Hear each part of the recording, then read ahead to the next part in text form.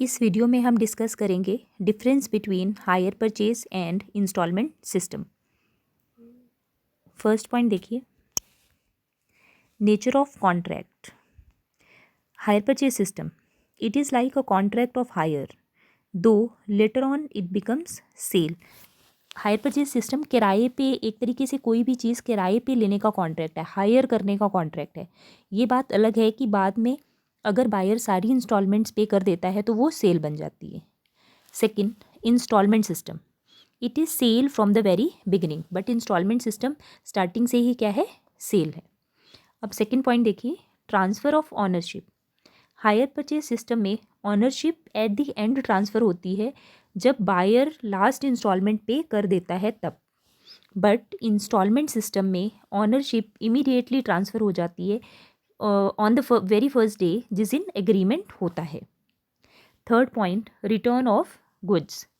अगर buyer instalment payment में default करता है तो सेलर के पास राइट है कि वो गुड्स को वापस ले सकता है हायर परचेज सिस्टम में।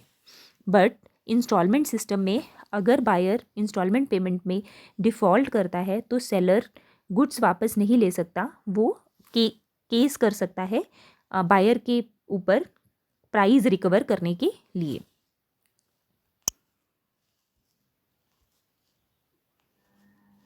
थर्ड पॉइंट देखिए, बेटर टाइटल। हायर परचेज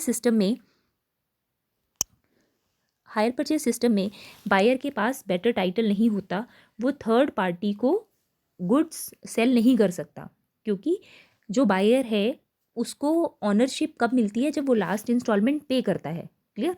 तो जो गुड्स उसकी खुद की नहीं है, टाइटल मिलने का मतलब है जिसका ऑनर वो खुद नहीं है, वो किसी और को सेल नहीं कर सकता। बट इंस्टॉलमेंट सिस्टम में बायर के पास बेटर टाइटल होता है, क्योंकि उसको पोजेशन के साथ साथ ऑनरशिप राइट भी मिल जाता है। क्लियर? तो अगर वो चाहे, बायर चाहे, तो वो थर्ड पार्टी को गुड्स सेल कर सकता है लास्ट इंस्टॉलमेंट पे करने से पहले। Then point number 5, responsibilities of normal repair. Hire purchase system में देखिए, up to the time of payment of last instalment responsibility of normal repair is on seller. ठीक है?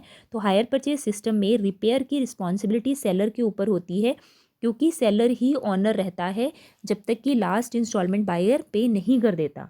बट इंस्टॉलमेंट सिस्टम में जो normal repairs हैं या जो repairs हैं उसकी रिस्पॉन्सिबिलिटी सेलर की नहीं होती, बायर की हो जाती है, क्योंकि बायर फर्स्ट डे ही जिस दिन एग्रीमेंट हुआ है उस दिन पोजेशन के साथ उसको ऑनरशिप भी मिल जाती है। देन पॉइंट नंबर 6, बेली।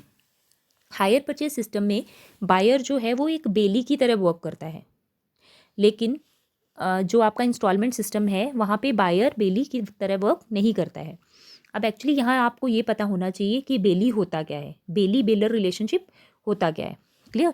जैसे हम टेलर को अपने क्लॉथ देते हैं स्टिच करने के लिए, ठीक है? तो हमने अगर मैं देती हूँ अपने टेलर को कुछ क्लॉथ स्टिच करने के लिए, तो मेरा क्लॉथ है तो मैं बेलर हुई और जो टेलर है वो बेली हुआ। ठीक है?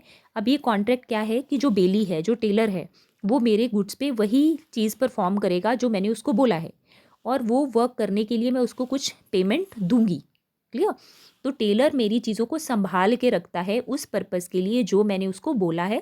क्लियर? और उस पर्पज़ के लिए मैं टेलर को पेमेंट करती हूँ। सेम इसी तरीके से जब तक कि हायर परचेज सिस्टम में बायर लास्ट इंस्टॉलमेंट की पेमेंट नहीं कर देता, ठीक है, तो बायर क्या करता है, गुड सेलर की मानी जाती है, बायर उनको यूज़ करता है, संभाल के रखता है और उसके बदले कुछ प्राइस पे करता है। ऐसा इंस्टॉलमेंट सिस्टम में नहीं होता। Last point is 7th, risk. Up to the payment of last instalment risk is on the seller. सीधी सी बात है, जो ऑनर होगा उसी के ऊपर रिस्क होगा। तो हायर परचेज सिस्टम में लास्ट तक, जब तक कि लास्ट इंस्टॉलमेंट पे नहीं हो जाती, सेलर ही ऑनर रहता है। इसलिए रिस्पॉन्सिबिलिटी भी किसकी है, रिस्क भी किसका है, सेलर का। जबकि ऐसा इंस्टॉलमेंट सिस्टम में नहीं होता, जो रिस्क है वो किसका हो जाएगा, सेलर का नहीं होगा, बायर का हो जाएगा।